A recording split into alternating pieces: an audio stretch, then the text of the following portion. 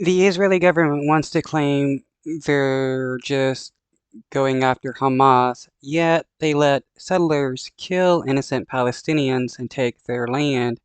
The Israeli government says they can use excessive force when people are attacking their citizens.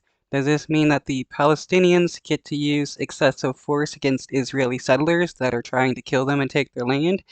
You would think that would be okay, but if they did, they would be considered terrorists, and the Israeli government would kill them all.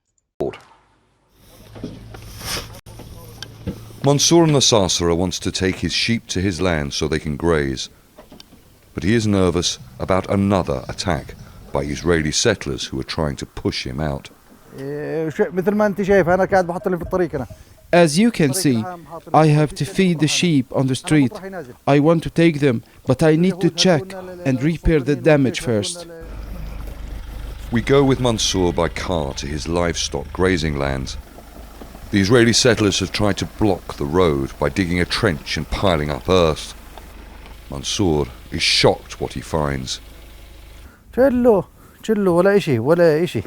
Somehow it's legal for Israelis to do this, take people's land and to kill them, yet if the Palestinians were to fight back, they would be labeled as terrorists. How does that make any sense?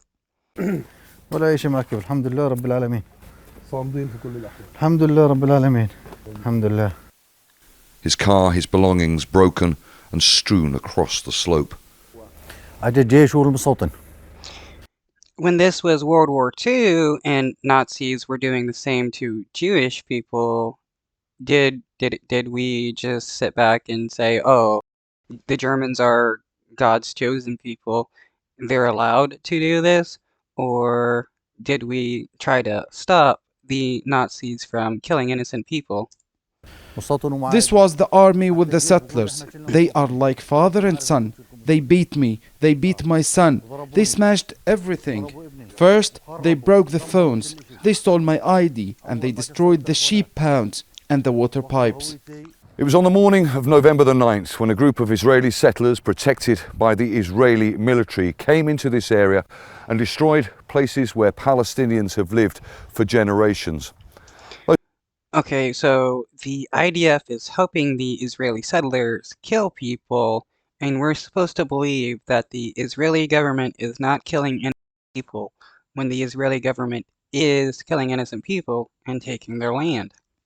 Those Palestinians, along with Palestinian human rights groups, say they have seen increased efforts by settlers to make land grabs since the beginning of the war. Settler caravans can be seen a couple of kilometres down the valley.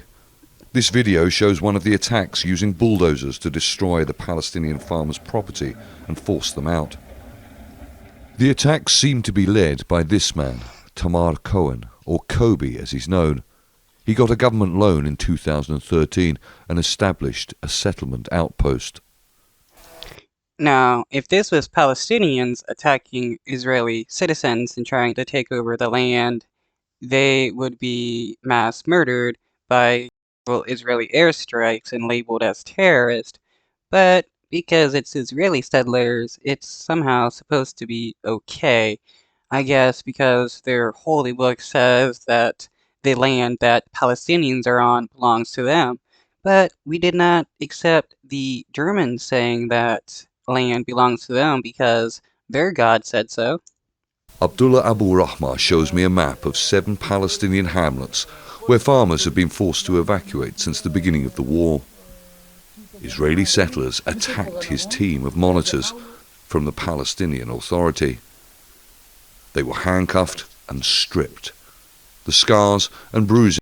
How is this not human rights violations and war crimes to be doing this? Shows how hard they were beaten.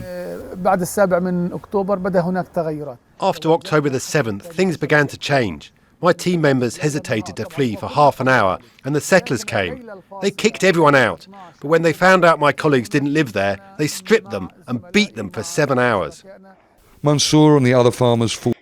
And I'm supposed to believe that the Israeli government at this moment, I know there are like left-wing Israelis that are like good people and wouldn't, just beating strangers because they're right-wing fascists, unlike the right-wing fascists of the Israeli government like Benjamin Netanyahu, who just wants to kill every single Palestinian because he considers every single one of them to be a terrorist, even if they're a baby.